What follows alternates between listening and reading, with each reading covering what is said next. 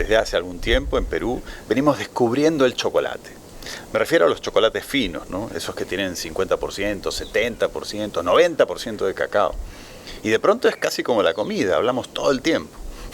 ¿Se imaginan por qué? Bueno, en parte porque se ha descubierto que el cacao es de esta zona.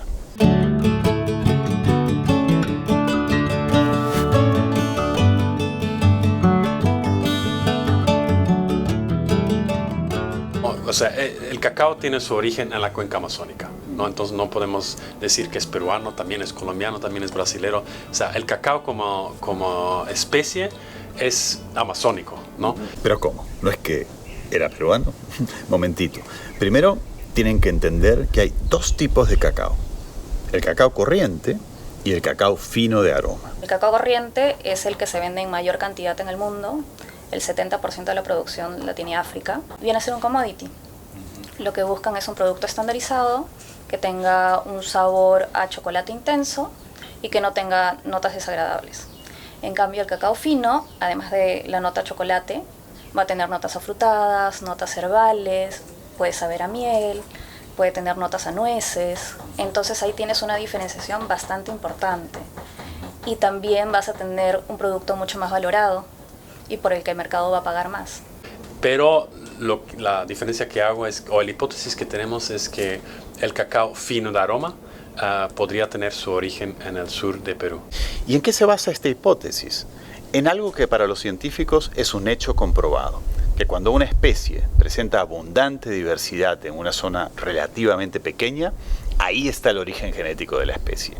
No, ese hecho que hay tanta diversidad en el sur de Perú que no se encuentra en otra parte, nos llevó a la hipótesis que eso podría representar el origen genético y que poblaciones precolombinas han llevado ese cacao hacia el norte a través de los ríos que todos van hacia el norte.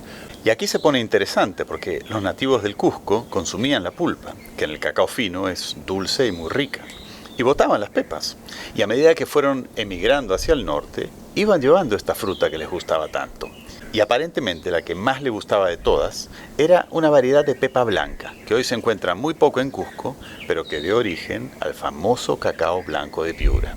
Entonces lo que pensamos es que llegó al norte, zona entre norte Perú, sur Ecuador, y ahí ha habido una cultura que en este momento hay trabajo arqueológico, sí, liderado por Quirino. Se refiere a Quirino Olivera, arqueólogo peruano que ha desenterrado en la zona de Jaén vasijas ceremoniales con restos de cacao con más de 5.000 años de antigüedad. Y donde se ha encontrado el uso más antiguo del cacao, ¿no? Hace 5.000 años atrás. Pero aparentemente aquí recién se empieza a usar el grano, a tostarlo, a molerlo y a producir en base a una bebida chocolatada que obviamente era muy rica. Puede haber existido una conexión probablemente marítima entre las culturas del norte de Perú, los moches y las culturas de Centroamérica. Pero regresemos al Perú. Se podrán imaginar que toda esta diversidad, estos miles de años de evolución, nos han dejado un verdadero tesoro, ¿no? Solo el 10% de todo el cacao que se produce en el mundo es fino de aroma. Eso es difícil de encontrar en cualquier cacao. Solo en algunos tipos lo tiene. Y aquel que lo tenga y que permita a un chocolatero expresar esas notas en un chocolate, a ese se le denomina cacao fino de aroma. Pero mucho antes que se sofisticara el consumo del chocolate y apareciera este culto al chocolate fino, ya había una empresa en el Perú que se había dado cuenta que el chuncho era un gran cacao. Y lo viene usando desde que se fundó, hace casi 110 años. Es la Ibérica, que desde el día 1 buscó por todo el Perú. Encontraron el chuncho en Cusco y se quedaron con él para siempre. Señor Vidarraza, vino acá, nos conocimos y le hice una primera venta de 200 quintales, unas 10 toneladas. Ahora estamos enviando 14 carros, más de 400 toneladas de cacao, como lo ve, a la Ibérica. Mucho mejor que exportación. ¿Pero quiénes usaban el chuncho antes de la Ibérica? El cacao chuncho de por sí pareciera que ha sido domesticado y al mismo tiempo masificado inicialmente por estas culturas que estaban en estos valles del Alto Urubamba. Es más, el término chuncho remonta a nomenclaturas que se usaban dentro del Machiguenga, e inclusive algunos mencionan que por el hecho que el Machiguenga es una persona un poquito retraída o era retraída, por eso se le decían, ese es el cacao del Machiguenga, es un chuncho. El cacao chuncho forma parte de su historia, económica principalmente, ¿no? Una historia que no siempre ha sido feliz.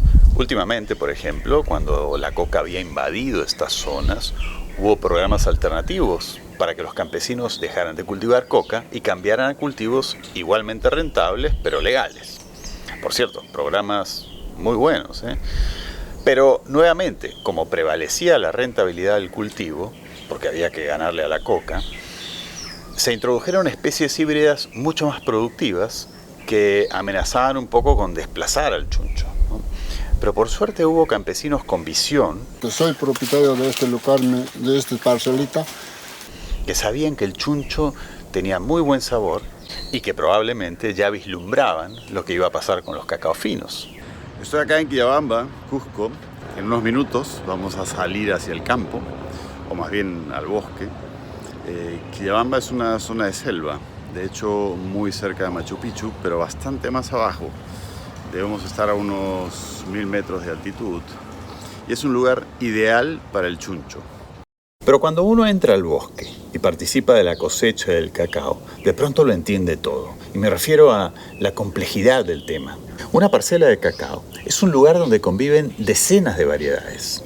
Y así en un área pequeña de cultivo de cacao chuncho uno encuentra diversidad. Diversidad de formas, diversidad de colores, diversidad de tamaños, y que indudablemente eso se traduce en diversidad de sabores. Solo la necesidad de entender esta diversidad y saber aprovecharla ya implica un conocimiento.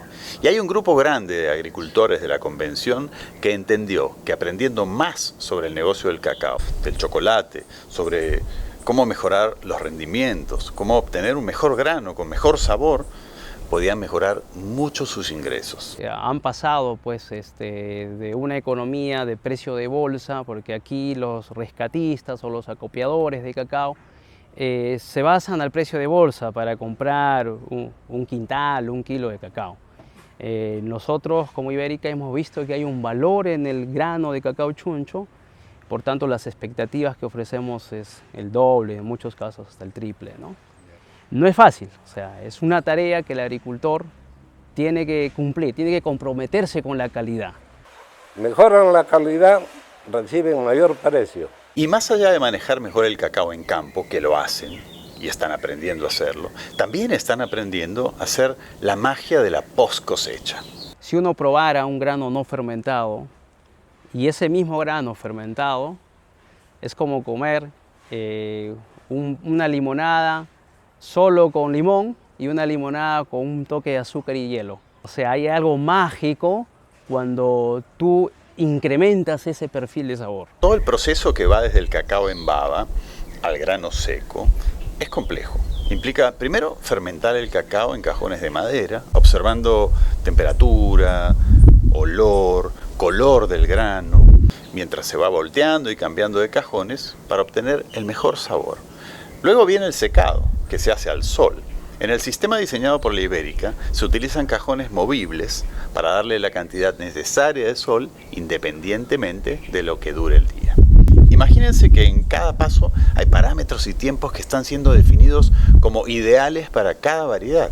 Por eso la Ibérica instaló un centro de beneficio en Quillabamba para procesar una pequeña porción del cacao que acopian, pero sobre todo para investigar y definir los protocolos ideales para cada variedad de chuncho. La instalación de este centro de beneficio en Quillabamba es la materialización de un anhelo que siempre ha tenido la Ibérica en el sentido de colaborar tanto desde el punto de vista experimental como también en el desarrollo de mejores prácticas de proceso post cosecha, pero estando acá mismo en la zona, ¿no? La idea es que todo este aprendizaje pase a los agricultores. Este trabajo trae resultados no solamente para la empresa, sino la idea es extender los conocimientos adquiridos hacia todos los productores de la zona, ¿no? Me parece increíble cómo la Ibérica encontró lo que se llama un océano azul, fabricando y vendiendo en forma bastante masiva un chocolate de muy buena calidad, basados en un excelente ingrediente y en procesos de producción, por supuesto, impecables. Pero para mí, se llevan el Sí Podemos de esta semana, sobre todo porque están extendiendo este océano azul a un grupo inmenso de agricultores de la Convención en el Cusco. Felicitaciones por eso, la Ibérica.